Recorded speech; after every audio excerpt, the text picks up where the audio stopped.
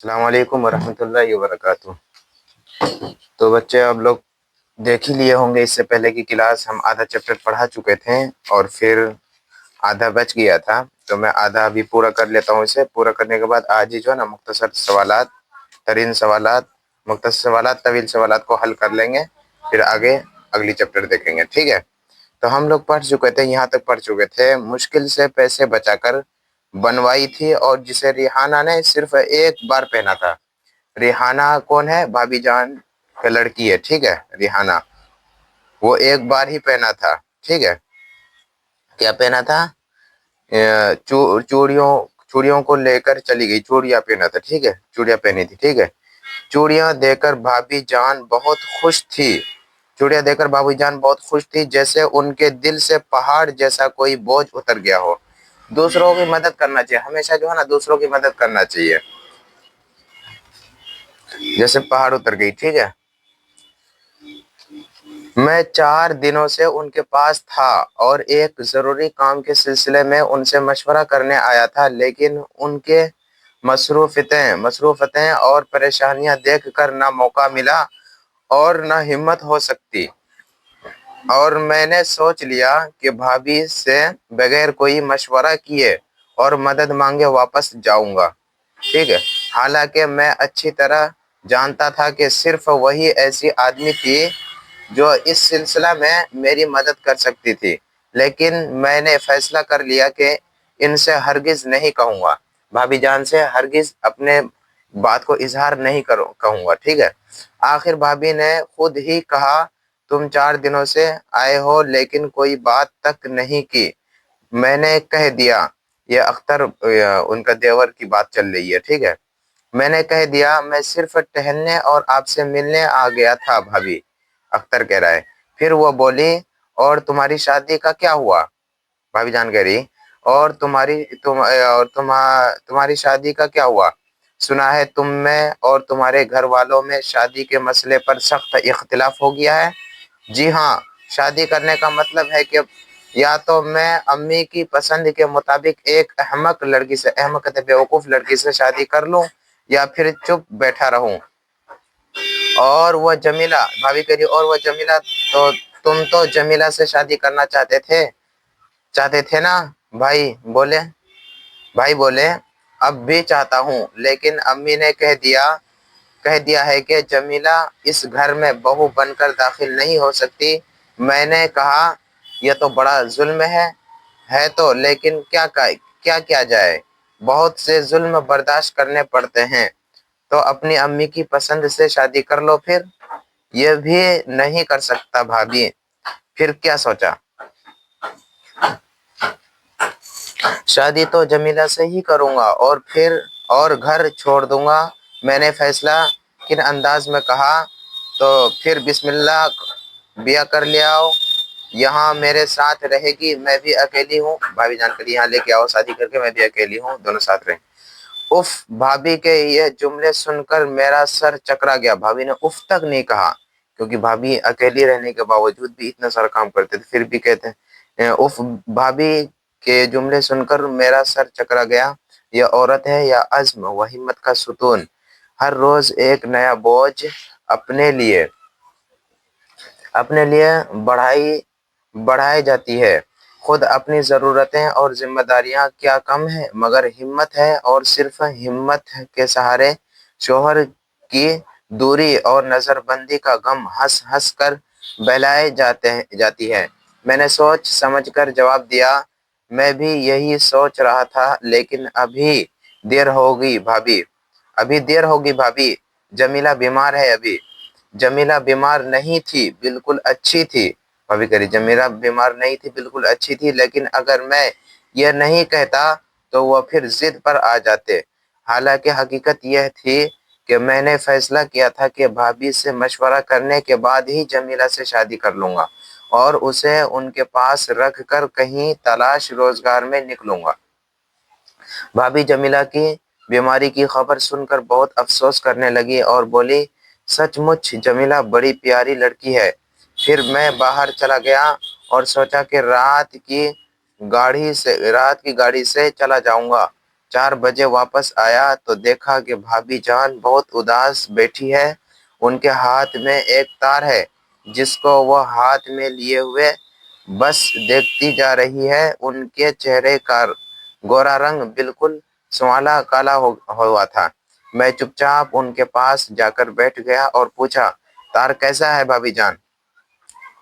اختر: بھابھی جان نے تار میرے ہاتھ میں دے دیا اور میز پر سر رکھ کر پھوٹ پھوٹ کر بچوں کی طرح رونے لگی۔ میں نے تار پڑھا۔ بھابھی جان کو 4 سال کی سزا ہو گئی تھی۔ بھائی جان کو جو ہے نا 4 سال کی سزا پھر سے ہو گئی تھی جیل کے چھوٹنے سے، جیل چھوٹنے کے بعد بھی۔ میں نے کچھ دیر کے بعد بمشکل کہا، بھابھی جان صبر کیجئے، ابھی تو آپ کو ایسے امتحانوں کی منزل سے اور بھی گزرنا باقی ہے۔ اور بھابھی کو جیسے سکون آ گیا، وہ اٹھ بیٹھی اور بولی، ٹھیک کہتے ہو اختر، میں اگر پریشان ہوئی تو بچے اور پریشان ہوں گے۔ اتنا کہہ کر وہ اٹھی اور منہ ہاتھ دھونے چلی گئی۔ جب واپس آئی تو معلوم ہوتا تھا کہ بس ایک لہر تھی جو آئی اور گزر گئی، لیکن ہم لوگ جتنی دیر تک چائے پیتے رہے، بھابھی کی نظر بار بار پرانے سنگار میز پر رکھی بھائی جان کی تصویر کا طواف کرتی رہی۔ اسی وقت انہوں نے بتایا کہ ان کے پاسپورٹ کی درخواست نامنظور ہو گئی ہے اور اسی رات انہیں دہلی جانا بہت ضروری ہے۔ اسی رات بھابھی جان دہلی چلی گئی اور میں بھی واپس ہو گیا۔ رات کے سناٹے میں ریل گزرتی جا رہی تھی اور مجھے ایسا معلوم ہوتا تھا کہ اندھیری رات میں بھابھی جان مجھے روشنی دکھا رہی تھی۔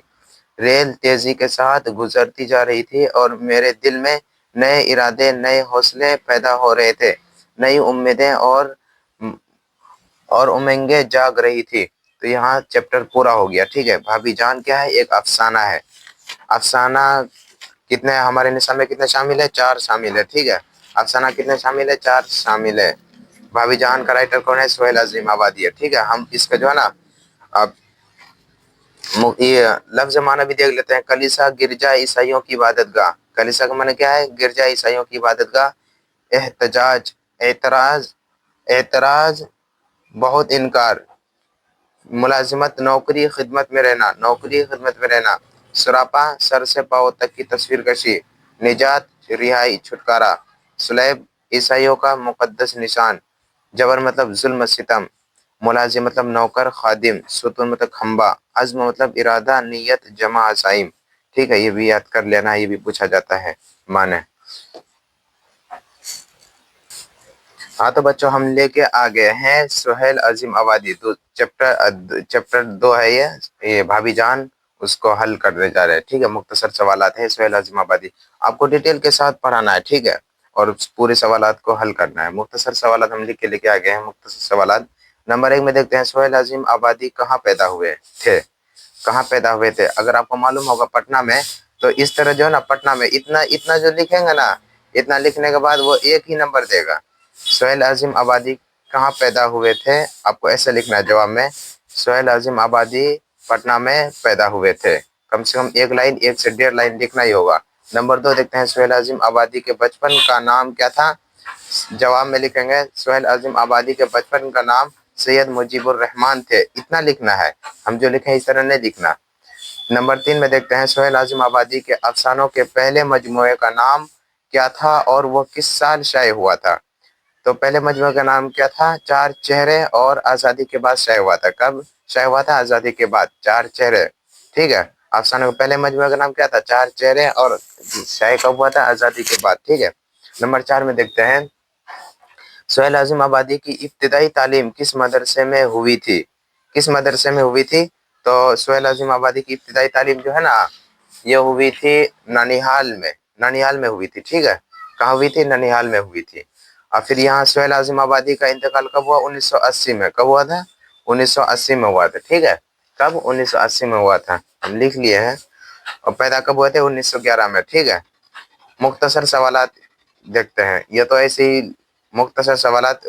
رقیہ بھابی کے جس دیور کا کردار کہانی میں پیش کیا گیا ہے اس کا نام کیا تھا؟ रुकैया भाभी के जिस देवर का किरदार कहानी में पेश किया गया है उसका नाम क्या था? तो आपको लिखना है जवाब में, जवाब रुकैया भाभी के जिस देवर का किरदार इस कहानी में पेश किया गया है उसका नाम क्या था? अख्तर था। क्या था? अख्तर था। नंबर 2 में देखते हैं, रुकैया भाभी के शौहर को बार बार क्यों जेल जाना पड़ता था? क्यों जेल जाना पड़ता था बार बार?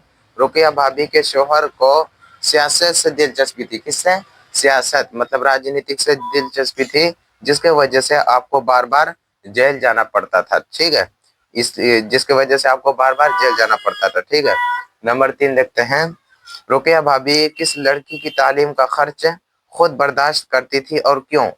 ये सवाल 2-2 नंबर यही सबको आपको याद करना पड़ेगा। दरअसल से ही ज्यादा सवाल पूछे जाते हैं एग्जाम में। ठीक है, जवाब में देखते हैं, रुकैया भाभी शम्मी की तालीम का खर्च खुद बर्दाश्त करती थी क्योंकि वो शम्मी क्या थी? शम्मी बहुत गरीब थी। क्या थी? शम्मी बहुत गरीब थी। ठीक है, अब आगे देखते हैं, ज्यादा नहीं है वो थोड़ा सा है, सही करके पढ़ लेना है, याद कर लेना, कॉपी में लिख लेना आप लोगों को। ठीक है, रुकैया भाभी नंबर 4 देखते हैं, रुकैया भाभी को सोने की चूड़ियों को क्यों फरोख्त करना पड़ा था? क्यों करवाना पड़ा था? सोने की चूड़ियों को क्यों फरोख्त करवाना पड़ा था? तो जवाब में लिखना है, रुकैया भाभी ने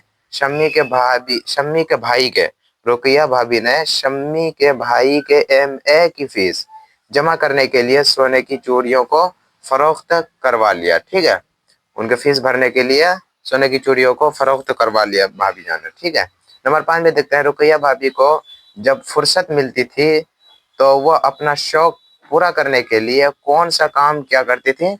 कौन सा काम किया करती थी? मालूम है आप सभी को?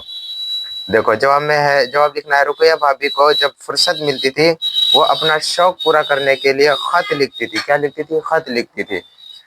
रुकैया भाभी को जब फुर्सत मिलती थी, जब टाइम मिलता था, वो अपना शौक पूरा करने के लिए क्या लिखती थी? खत लिखती थी। ठीक है, अब तवील सवालात देख लेते हैं। तवील सवालात ना नहीं मालूम क्या जाता है, इसलिए फिर हम कम ही लिखे हैं। तवील सवालात देखते हैं, रुकैया भाभी का सरापा कम से कम 10 जुमलों में तहरीर करें, 10 जुमलों में लिखें। ठीक है, जवाब में लिखना है, जवाब में क्या लिखना है? अफसाना भाभी जान में रुकैया भाभी एक अहम किरदार है। अफसाना भाभी जान में, भाभी जान क्या एक अफसाना है, अफसाना भाभी जान में रुकैया भाभी एक अहम किरदार है जिसने अपनी खूबसूरत मिसाल पेश की है। रुकैया पर उनके घर की सारी जिम्मेदारी है। रुकैया भाभी के ऊपर जो है ना, उनके घर की सारी जिम्मेदारी है, क्योंकि उनका शौहर जेल में बंद है। तो उनके ऊपर जिम्मेदारी आएगी। रुपये कमाना, सारी जेल में बंद है, रुपये कमाना, बाल बच्चों की परवरिश करना। ठीक है, बाल बच्चों की परवरिश करना और अपने मेहमानों की खातिरदारी में लगी रहती थी रुकैया भाभी। रुकैया रुकैया 400 रुपये महीना पर एक कॉलेज में तालीम देती थी। ये भी सवाल आ सकता है, रुकैया भाभी 400 कॉलेज में कितने रुपए महीना मिलती थी उनको? 400 रुपये। कितने? 400 रुपये। और एक ट्यूशन भी पढ़ाती थी, उसमें 50 रुपये मिलती थी। ठीक है, अकेला सारा गम बर्दाश्त करती थी मगर अपने शौहर का हौसला पुस्त होने नहीं देती। गोया रुकैया भाभी हमारे लिए रोशनी की तरह है। हमारे लिए क्या है? रोशनी की तरह। हमें उनसे सबक सीखना चाहिए था। ठीक है, सबक सीखना चाहिए हम सभी को। ये नंबर 2 देखते हैं, रुकैया भाभी के किरदार को एक मिसाल किरदार बनाकर सुहेल अजीम आबादी ने पारी को हौसला देने का काम किया है। इस ख्याल से आप किस हद तक इत्तेफाक करते हैं? ठीक है, तो जवाब में लिखना है, सुहेल अजीम आबादी उर्दू जबान के एक अहम अफसाना है। उर्दू जबान की क्या है? एक अहम अफसाना है, अफसाना लिखने वाले हैं। उन्होंने अफसाना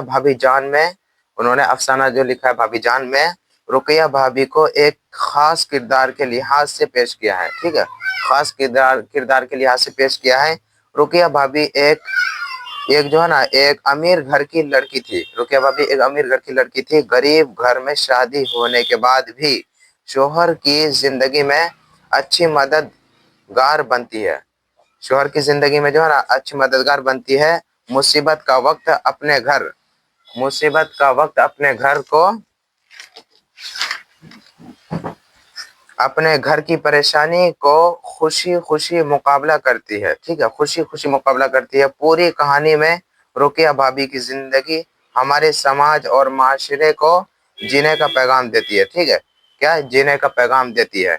नंबर 3 देख लेते हैं।